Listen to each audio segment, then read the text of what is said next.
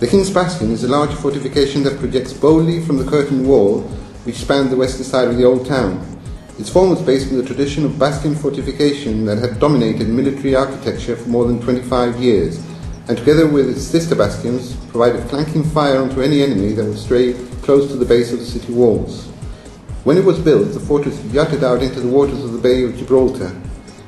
The land in front of it that you see today was reclaimed much later, at the beginning of the 20th century, as part of the new dockyard works. As you walk through the entrance tunnel, which was built once the land reclamation had been carried out, you will see recessed areas with the chimney shafts still visible. These were used for cooking soldiers' meals and also during battle to smoulder the cannonballs before firing them at the enemy. These areas are now usually used to exhibit a historic costume display. A wall plaque on the opposite wall commemorates the opening of the Bastion as a premier leisure centre on the 28th of February 2008. The open square inside the fortress, which was used for military parades, now features a 14-lane bowling centre. The walls on the left, which have been converted into a bar, cafeteria and restaurant dining areas, used to be the barracks for the 800 soldiers that were stationed in the Bastion when it was built. On the right-hand side of the entrance was the armoury store where the gunpowder, musket shots and cannonballs were housed, and also the coal stores. Metal cradles were used to hoist these to the top of the reinforced walls that were 10 to 15 feet thick and 8 feet high. Later on in history, the building was converted into an electricity generating station, which started operating in October 1961, and for many years provided the power supply for the city of Gibraltar. Massive generators occupied the area where the bowling lanes are now.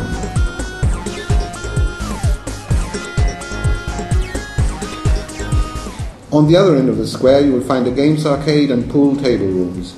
These used to be the stables for the soldiers' horses, and the little room where the internet lounge is now located used to be a small chapel.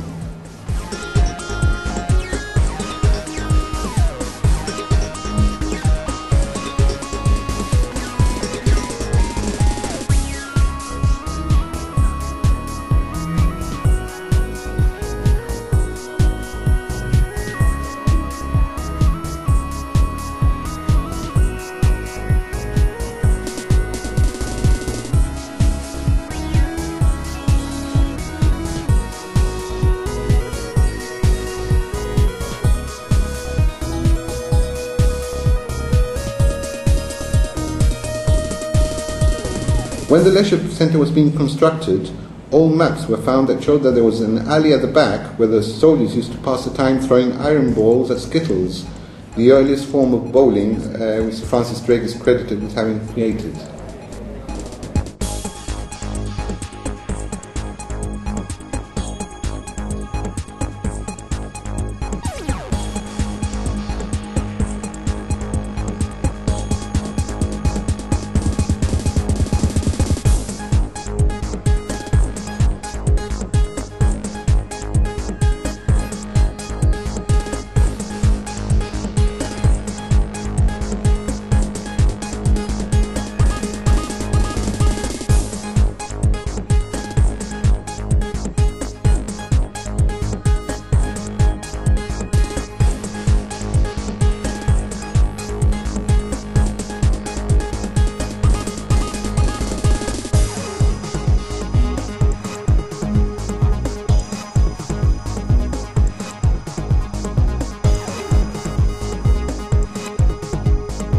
On the second floor you will find an ice skating ring and 2 cinemas.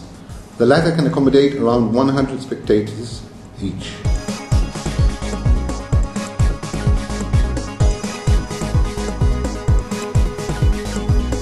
By 1859, on the bastion walls were mounted 25 guns, 17 32-pounders, 2 10-inch howitzers and 6 8-inch smooth-bore guns.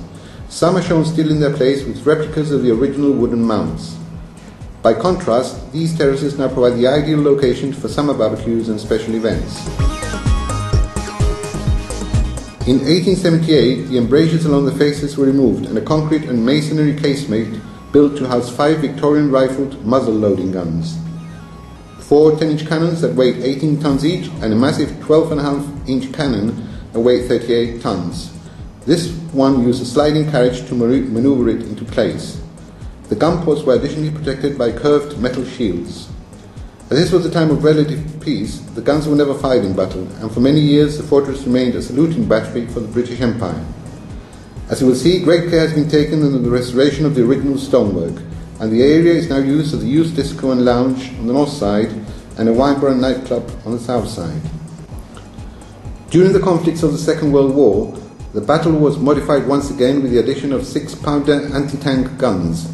The two emplacements at either end of the promenade show the sites where anti-aircraft guns were once mounted. The only access to the town area was through the back doorway, and this was used to bring in the provisions and other supplies. The part of the building that is on top was the command headquarters where the generals would prepare the military strategy. It may have also been the quarters for the higher ranking officers. In the 1960s and 70s, these rooms were used as civilian living quarters, although nowadays they have been converted into a fully equipped fitness gym. Some of them are also used for other recreational activities such as yoga, tai chi, pilates and Latin dance classes, etc.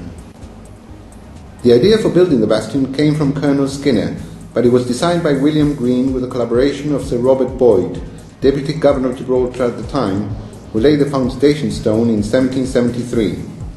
Boyd was General Elliot's second in command when the invading forces of the joint Spanish and French armadas attacked the rock at the time of the Great Siege, which lasted from 1779 to 1783.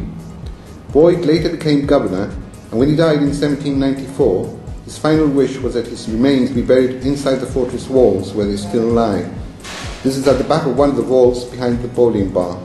In the landing of the first floor that leads to Langwell Road, you will find a series of panels that depict the various stages through history in the life of the King's Bastion. Other panels are displayed in the entrance tunnel and in the Internet Lounge.